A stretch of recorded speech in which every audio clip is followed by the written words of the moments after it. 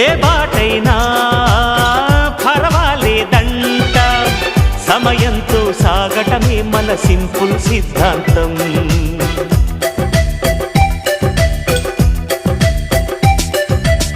చిరుగాలికి పరిమళమిచ్చే సిరిమల్లెల వనమై ఉందాం, గగనాన్ని నేలను కలిపే హరివిల్లుల బంతెన అవుదాం. ఆనందం అంటే అర్థం మనమందా, ప్రతి పూట పాటై సాగే హుషారు సరిగమలో.